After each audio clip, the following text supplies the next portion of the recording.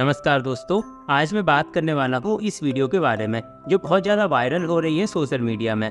तो आज की मेरी इस वीडियो में मैं आपको इस वीडियो में पूछे गए जितने भी सवाल हैं जो हिंदू धर्म से संबंधित है उन सारे सवालों का जवाब देने की कोशिश करूँगा, जिससे कि आपको इन सारे सवालों का जवाब मिल सके। तो चलिए वीडियो को शुरू करते हैं।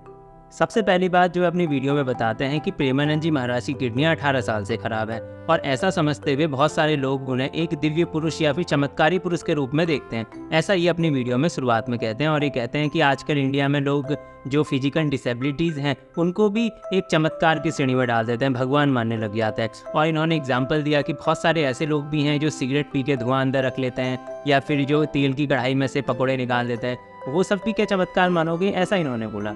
तो देखिए, इनको ये बात समझनी पड़ेगी कि भाई प्रेमानंद जी महाराज जो है उनको लोग उनकी किडनी खराब होने की वजह से नहीं जान रहे, उनको लोग उनके ज्ञान की वजह से जान रहे हैं। ऐसा नहीं है कि भाई बाबा जी की किडनी खराब है इसलिए लोग उनके पास आ रहे हैं। लोग उनके पास आ रहे हैं उनके नॉलेज के लिए, कुछ अच्छी बातें सीखने के लिए, अपने जीवन को सुधारने के लिए लोग उनके पास जा रहे हैं। भाई किडनी खराब है, कोई दया की भावना से उनके पास नहीं जा रहा, ये बात आपको ध्यान रखनी पड़ेगी। उसके बाद इन्होंने प्रेमानंद जी महाराज की सबसे पहले ये वीडियो दिखाई। क्या होता है, आप तो माँ है इसलिए शायद हमारी बात नहीं समझ पाए होंगे। अब जैसे अब हम लोग ये देखकर दुखी होंगे ना कि यार इस बच्चे ने क्या पाप किया है, लेकिन सच्ची मानो मंगल भवन भगवान के दरबार में अन्याय नहीं। अगर इसका कर्म आपको टीवी में जैसे दिखाया जाता है ना, वो अगर सामर्थ्य हो दिखा दे कि इस कर्म के परिणाम, तो आप कहोगे अवश्य अवश्य ऐसा ही होना चाहिए। बस भगवान कभी अमंगल नहीं करते। अभी अभी बच्चा रूप से दिखाई दे रहा है, पर प्रभु का ये पुरातन अंश है, ऐसी गलतियां होती हैं। और इस वीडियो को दिखाने के बाद ये सवाल पूछा, पहले सवाल सुन लीजिए।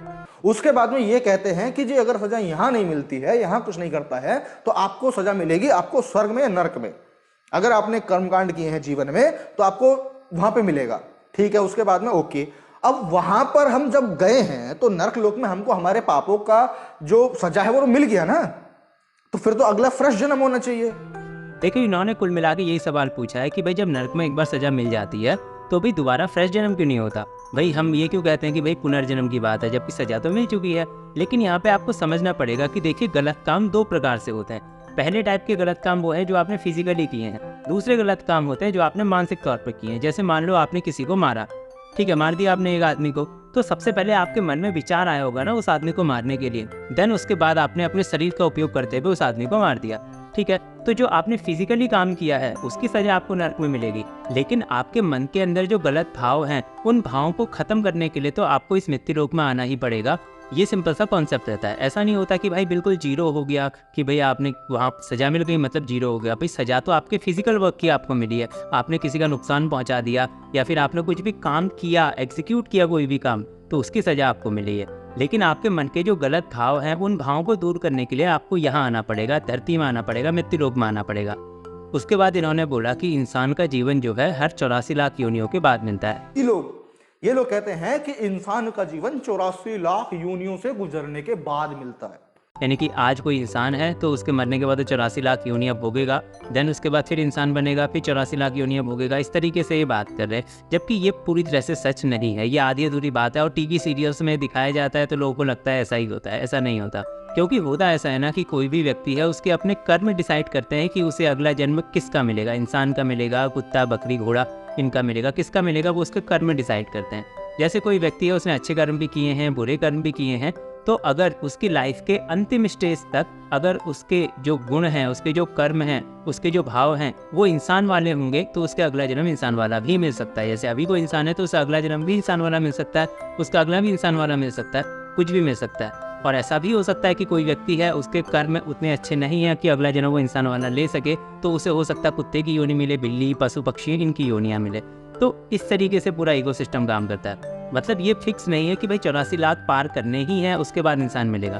कर्म अच्छे होंगे तो अगला भी इंसान का मिल सकता है, फिर उसके बाद अगला भी इंसान का मिल सकता है, लगातार कितने भी इंसान के मिल सकते हैं अगर कर्म अच्छे हुए तो। उसके बाद लास्ट में इन्होंने अपनी वीडियो में बोला कि भाई प्रेमानंद जी महाराज की दोनों किडनियाँ खराब हैं, तो उन्होंने तो बहुत ज़्यादा बुरे कर्म किए होंगे, और अगर उन्होंने बहुत ज़्यादा बुरे कर्म किए हैं तो वो संत कैसे बन गए, ये सवाल इन्होंने पूछा। तो इस सवाल का जवाब तो मैंने आपको इनडायरेक्टली पहले ही दे दिया है कि भाई कुछ अच्छे कर्म होते हैं, कुछ बुरे कर्म होते हैं, अच्छे और बुरे कर्मों की सजा आपको भोगनी पड़ती है। तो ये जवाब सिंपल सा मैंने आपको पहले बता दिया है। मैंने आपको ये भी बता दिया है कि भाई कौन सी सजा आपको मिलती है, कौन सी सजा आपको धरती लोक में आके खुद मतलब अलग अलग आपकी मानसिक स्थिति के हिसाब से आपको भोगनी पड़ती है, वो भी मैंने आपको बता दिया। तो इसका आंसर भी आपको पता चल गया होगा। तो कुल मिला के इस वीडियो में कोई ऐसी खास बात नहीं की गई है, सब वही घुमा फिरा के जो नास्तिकवादी लोग होते हैं इसी प्रकार की बातें करते हैं। तो आपको अगर ये वीडियो इन्फॉर्मेटिव लगा, आपको कोई जानकारी मिली मेरी इस वीडियो से, तो आप वीडियो को ज़्यादा से ज़्यादा लोगों के साथ शेयर जरूर कीजिएगा। और अगर आपको कोई सवाल रहते हैं हिंदू धर्म से संबंधित, सनातन धर्म से संबंधित, तो आप कमेंट बॉक्स में मेरे से पूछ सकते हैं। चलिए मिलते हैं किसी अगली वीडियो में।